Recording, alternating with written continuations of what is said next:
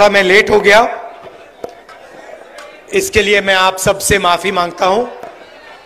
थोड़ा आपको कष्ट हुआ, मेरी गलती है, तो सॉरी।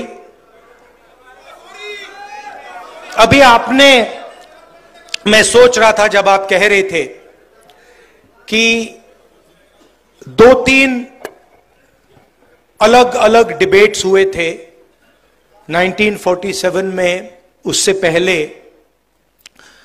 और उन्होंने हिंदुस्तान का फाउंडेशन बनाया था। और आपने कहा कि अब वही जो फाउंडेशनल आइडियाज हैं उनको तोड़ा जा रहा है, परे करा जाए। कॉन्स्टिट्यूशन सिर्फ एक किताब नहीं है। कॉन्स्टिट्यूशन, अगर आप इसको थोड़ी गहराई से देखें, ये actually transfer of power document है। ये सिर्फ एक किताब नहीं है, ये एक ट्रांसफर ऑफ पावर की प्रोसेस है जो 1947 में शुरू हुई है। अब एक बात क्लियर है, वो 1947 में भी थी, आज भी है, शायद कल भी होगी, कि अगर आप हिंदुस्तान के पॉपुलेशन को देखें, सर्वे करें, तो आपको पता लगेगा कि तकरीबन 90% पॉपुलेशन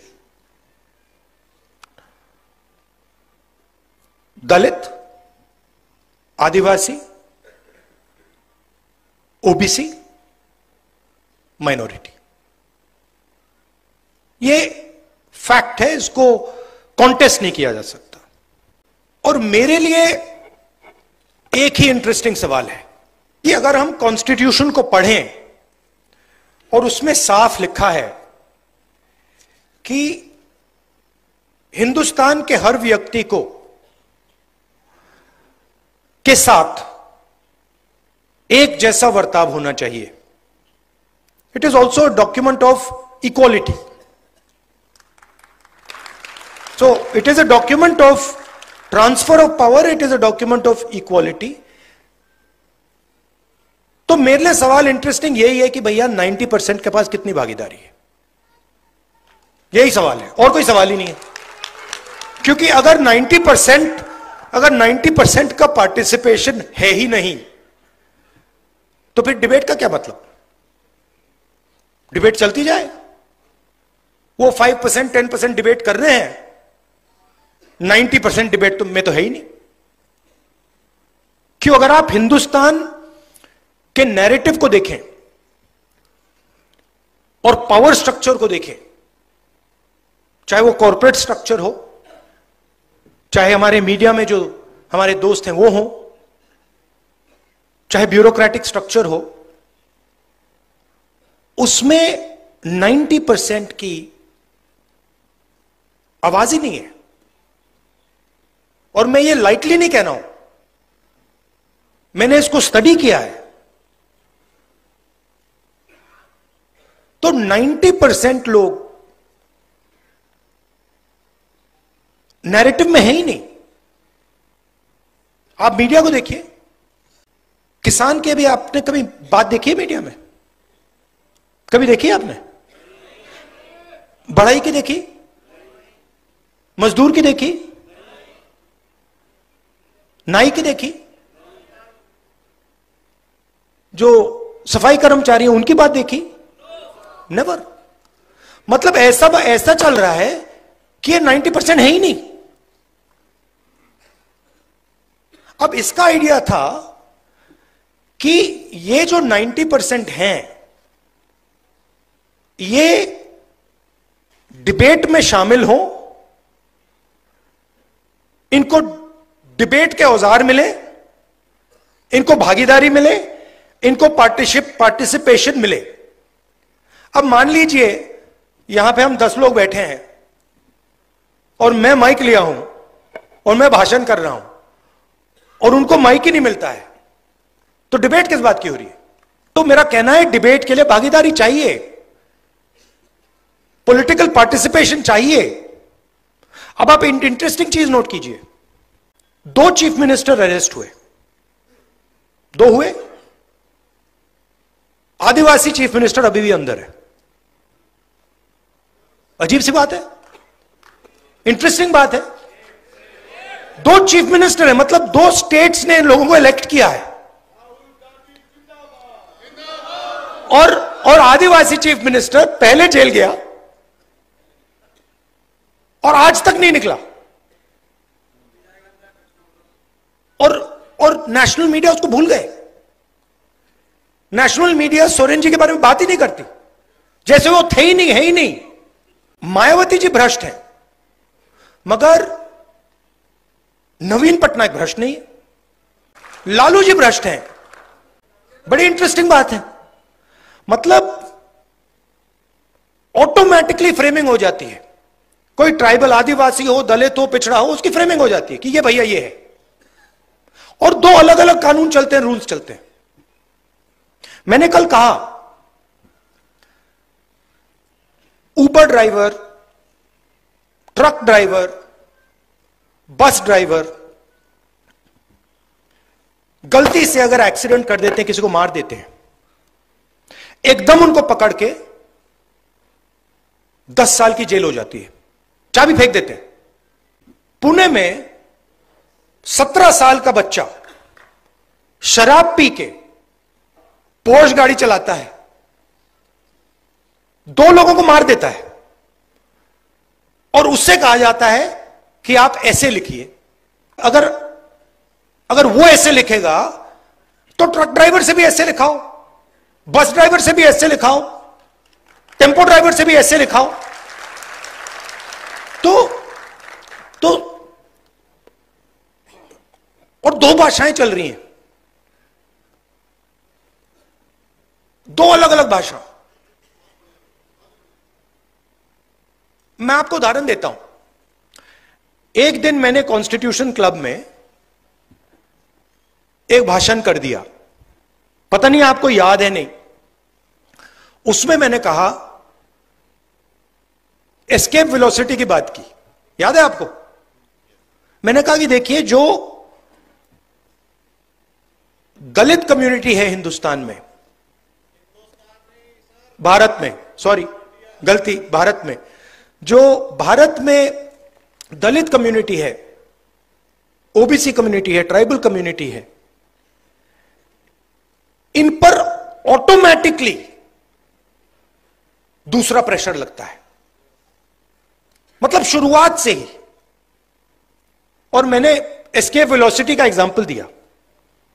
इंटरेस्टिंग बात थी कि भाषण दलितों को, पिछड़ों को, आदिवासियों को बहुत अच्छा लगा, और जो हमारे मीडिया वाले मित्र हैं, हाई फ्लायर्स हैं, उन्होंने उस भाषण को रिडिक्यूल किया। जब से मैं पैदा हुआ हूं,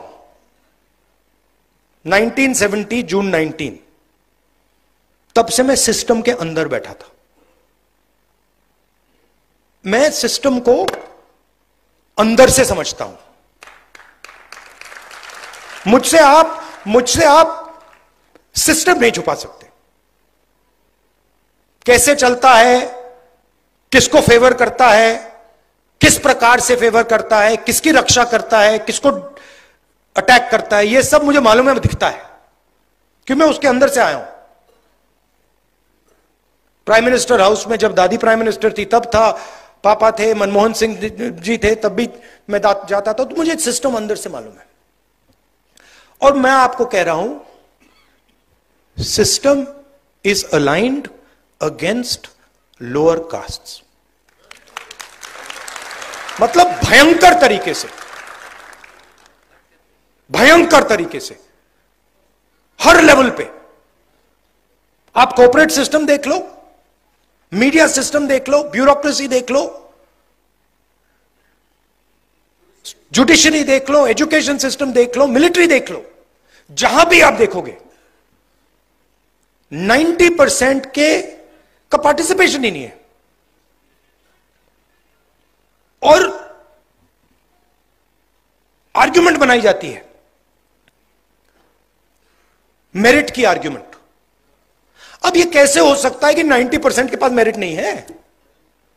हो ही नहीं सकता। तो कोई ना कोई कमी तो सिस्टम में है। मैंने पता लगाया, सारे आंकड़े निकाल दिए मैंने। मैं एक दिन आपको दिखाऊंगा, आप मतलब चौंक जाओगे। मीडिया में senior anchors, senior influencers, media owners, senior managers, एक दलित, एक आदिवासी, एक ओबीसी नहीं है। एक नहीं है। मैंने पूरी लिस्ट निकाली, एक नहीं मिला। फिर एक मीडिया का ओनर था, जानता हूं उसको, तो मैंने उनसे कहा कि देखिए एक बात बताइए, मुझे एक बात समझ नहीं आ रही। कहते हैं क्या? मैंने कहा आप एंड में आप अपना न्यूज़पेपर बेचना चाहते हो, आप अपना प्रोडक्ट बेचना चाहते हो? कहता है हां। तो मैंने कहा मुझे यह आप समझाओ कि 90% जो लोग हैं उनकी बात आप क्यों नहीं करते हो? तो चुप हो गया। फिर मैंने कहा मेरे लिए एक काम कीजिए, आप जाके पता लगाइए कि आपके न्यूज़पेपर में जर्नलिस्ट्स, ये बाकी लोग ओबीसी कम्युनिटी, दलित कम्युनिटी के कितने हैं? जवाब नहीं दिया मुझे, चुप, वापस नहीं आया। और ये हर लेवल पे हो रहा है। आपने अदानी जी की बात की। फाइनेंशियल टाइम्स में एक आर्टिकल आता है, अदानी जी इंडोनेशिया से कोल खरीदते हैं, उसकी प्राइस को इन्फ्लेट करते हैं और हिंदुस्तान के जो पावर कंपनीज हैं उनको वो कोयला इन्फ्लेट करके बेचते हैं। हजारों करोड़ रुपए उन्होंने ऐसे ले लिए। बिजली बिल कौन देता है? 90% देता है ना। तो पूरे का पूरे सिस्टम का यही काम है। जो 90% है उनके लिए 2-3 एवेन्यूज हैं। पहले पब्लिक सेक्टर हुआ करता था, उसको खत्म कर दिया। रेलवेज है, उसको खत्म कर रहे हैं। आर्मी में आप रिस्पेक्टेबल जॉब पा सकते थे, उसको खत्म कर दिया, उसको मजदूर बना दिया, अग्निवीर बना दिया। और फिर आप मनरेगा देखिए, 90% की वहां पे आपको लिस्ट मिल जाएगी। मजदूरों को देखिए, वहां 90% मिल जाएंगे। और मेरे लिए फ्रैंकली अब यह पॉलिटिकल बात नहीं रही है। इसमें मुझे मतलब यह अब पॉलिटिकल, मेरे लिए पॉलिटिकल बात नहीं। मेरे लिए अब यह मिशन है, इसको मैं छोड़ूंगा नहीं।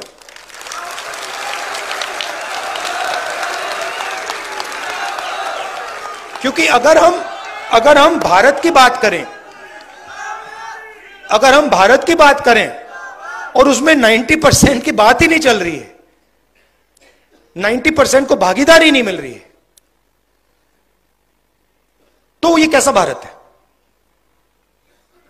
तो ये वही भारत है महाराजाओं वाला, पुराना वाला, राजा महाराजा वाला, जिसमें मतलब 1-2 व्यक्ति पूरा का पूरा सब डिसीजन ले लेंगे, जिसकी जमीन हड़पनी है हड़प लेंगे, जो भी करना करेंगे। उसके खिलाफ तो हम लड़े, यही तो है वो। अब इंटरेस्टिंग बात है कि बीजेपी और आरएसएस सोच रहे हैं, उनकी कॉन्फिडेंस लेवल देखकर, कि वो ये लड़ाई जीत गए। मगर उनको यह बात समझ नहीं आ रही है कि एक्चुअली वो लड़ाई अभी अभी हारने वाले हैं। और जितना जितना ये इसको पीछे ले गए हैं उससे 10 गुना ये आगे जाने वाला है, और इसको कोई रोक नहीं सकता है, कोई भी नहीं रोक सकता इसको, क्योंकि ये 90% की फीलिंग है।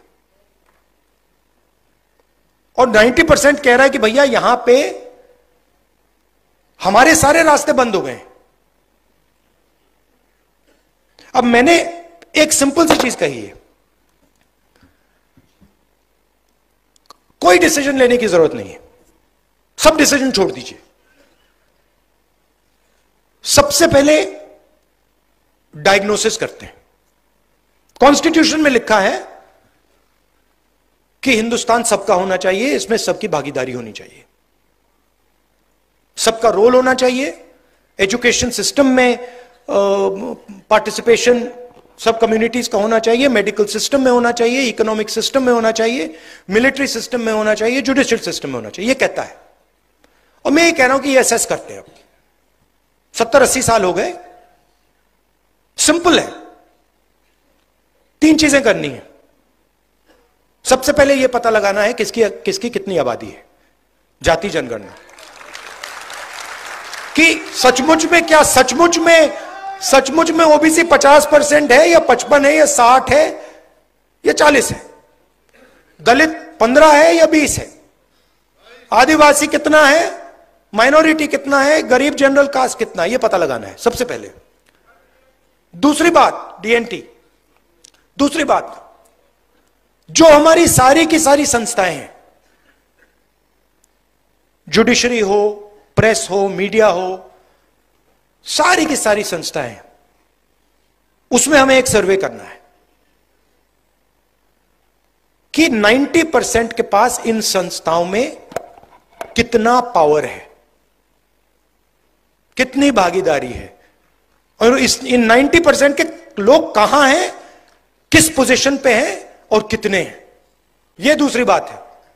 और तीसरी बात, इकोनॉमिक फाइनेंशियल सर्वे, कि हिंदुस्तान का जो धन है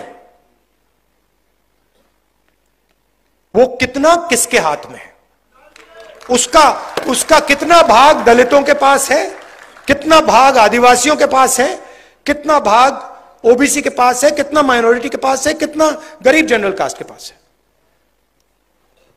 और हमारी सरकार आएगी तो मेरी पहली प्रायोरिटी ये 3 काम होंगे। और डायग्नोस्टिक के बाद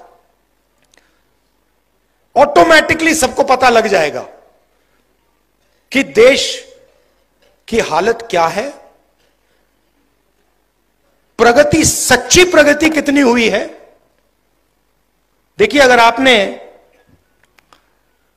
1% लोगों को, हिंदुस्तान की प्रगति की बात होती है, अगर आपने 1% लोगों को हिंदुस्तान का 40% धन पकड़ा दिया, तो कौन सी प्रगति है? यह तो हम वापस महाराजा वाले सिस्टम में पहुंच गए। तो प्रगति के लिए सबसे जरूरी शब्द पावर शेयरिंग, भागीदारी है। एक और बड़ी फैशनेबल चीज चली है कि भाई मोदी जी बहुत कहते हैं हमने ओबीसी को, दलित को इज्जत दी। देखिए, इज्जत आप दे रहे हो, हमें इज्जत नहीं चाहिए, हमें पावर शेयरिंग चाहिए। आप अपनी इज्जत रखिए,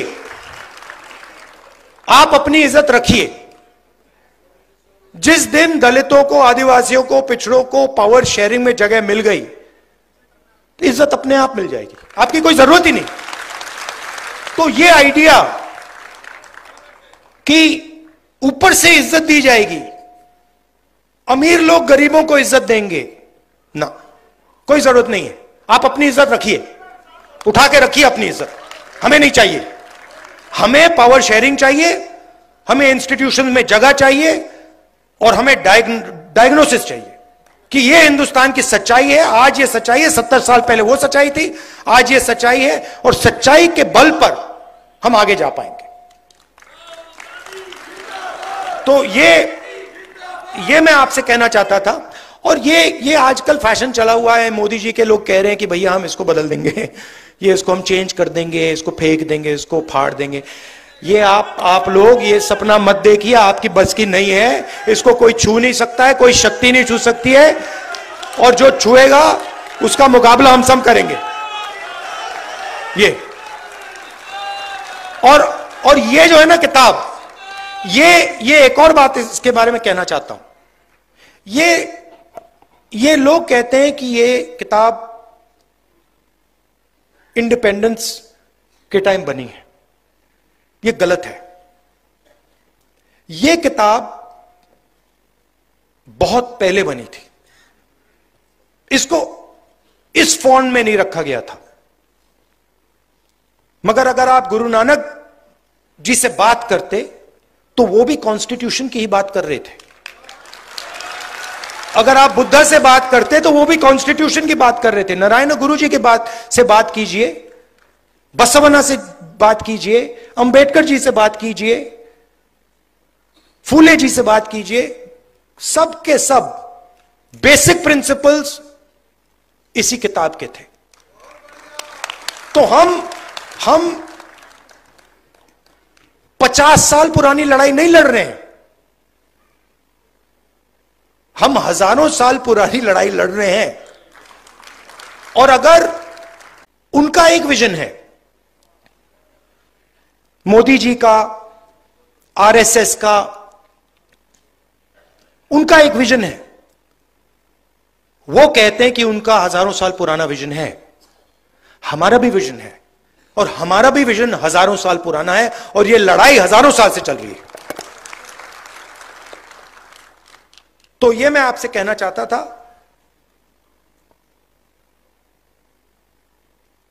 एक्चुअली आप मुझे रास्ता देते हैं क्योंकि आपका एक्सपीरियंस है। मैं अगर कहूं कि जो दलितों के दिल में फीलिंग आती है उसको मैं समझता हूं, वो गलत है। तो मेरा काम आपकी जो फीलिंग है उसको समझने का है, आपका जो दर्द है उसको समझने का है, और आपके साथ मिलकर लड़ने का है। और मैं आपको यह कहना चाहता हूं कि अभी इंटरेस्टिंग टाइम शुरू हो रहा है। मैं बता रहा हूं, ये इनको बात समझ नहीं आ रही है, बट जैसे वेव ऊपर बढ़ती जाती है ना, फिर गिरती है। ये बीजेपी का अब अंत आ रहा है, ये अंत आ रहा है, ये गिरेगी अब। और हमारा काम, हम सबका काम सीरियसली एक विजन बनाने का है। अगले 10 साल का, अगले 20 साल का भारत के लिए 90% का भागीदारी का विजन बनाने का है। शांति से, प्यार से, बिना नफरत, बिना गुस्सा, कि भैया ये हमारा प्लान है, इससे हम हिंदुस्तान के ज्यादा से ज्यादा लोगों को इस